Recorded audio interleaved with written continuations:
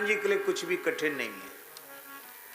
हम टीवी देखते नहीं और समाचार भी रेडियो वाले तो सुन लेते हैं, वो टीवी वाले सुनने का सब जगह अवकाश भी नहीं है और फुर्सत भी नहीं है, दोनों ही बातें हैं। कई बार लोग बता देते हैं कैसे ऐसी चर्चा चल रही है। इस समय लोग बता रहे हैं कि वो अपने क्या नाम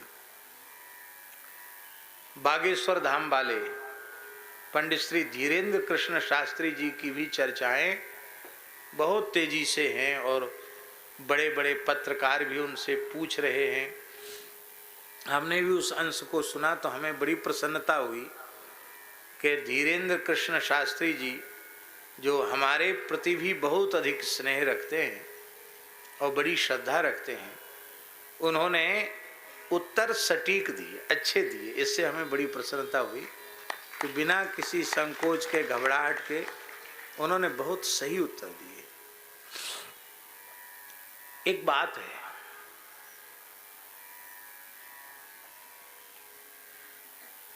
हमारे शास्त्री जी इस बात को समझ सकते हैं, मनुष्य की शक्ति से जो संभव नहीं है वह दैवी शक्ति से संभव होता है कि नहीं होता है।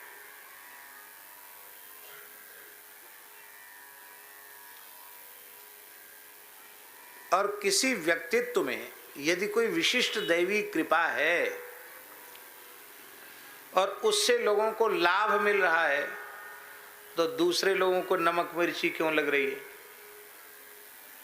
दुख की, दुर्भाग्य की बात यह है कि हम लोगों में से ही अपने ही भाई बंधुओं की टांग खींचने का हमारा अभ्यास है।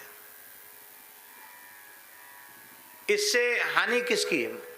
हमारी हानि है कि नहीं? हमारी हानि है। इसलिए राष्ट्र में, समाज में कोई भी व्यक्तित्व यदि आगे बढ़ता हो तो उससे सारे समाज को प्रसन्न होना चाहिए। और हम स्वयं बागेश्वर होकर आए हैं, वहां जो कुछ है श्री हनुमान जी महाराज की कृपा और बागेश्वर शंकर भगवान की कृपा। और किसी काल में वहां एक सन्यासी महात्मा हुए थे, सन्यासी बाबा, और वो भी आज नहीं 300-400 साल पहले। उन सन्यासी बाबा की वहां तपस्थली है और उनकी कृपा कुछ इनको विशेष रूप में अनुभव में आ गई और उनके माध्यम से हनुमान जी की कृपा, शिव जी की कृपा हो गई। और दैवी कृपा के सहारे वे कुछ अच्छा कार्य यदि सनातन संस्कृति के लिए कर रहे हैं तो पूरे सनातन समाज का उनको समर्थन मिलना चाहिए, ना कि उनका विरोध होना चाहिए। और एक बहुत अच्छी बात है, हम लोगों से कहते हैं कि भाई नशा मत पियो, मद्यपान मत करो और धुआं, बीड़ी, गांजा, सिगरेट ये सब मत पियो, प्याज लहसुन मत खाओ, मद्य मांस का सेवन मत करो, जुआ मत खेलो। तो हम तो हर कथा में कहते, पर हमारी बात लोग नहीं मानते। क्यों? किसी को डर नहीं है, मानेंगे तो नहीं मानेंगे तो क्या हमारा बिगड़ जाएगा।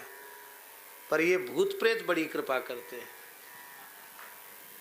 जब किसी के पीछे लग जाते हैं और जब उनके यहाँ पहुँचते हैं तो उनकी सबसे पहली शर्त है कि तुमको शराब छोड़नी पड़ेगी, मांस खाना छोड़ना पड़ेगा, प्याज लहसुन भी छोड़ना पड़ेगा। हमारे गोरीलाल कुंज वाले महाराज जी बोल रहे थे, बोले हम तो दद्दा कहते कहते थक गए, किसी ने नहीं छोड़ा, कंठी भी ले ली, प्याज लहसुन नहीं छोड़ा। और बोले उनके प्रभाव से हजारों लोग प्याज लहसुन छूट गया, मद्यमांस छूट गया, नशा छूट गया। ये कितनी बड़ी उपलब्धि है। और हर हिंदू के घर में एक गाय होनी चाहिए और हर हिंदू को अपने मस्तक पर टीका लगाना चाहिए। कितनी अच्छी बातें वो कहते हैं।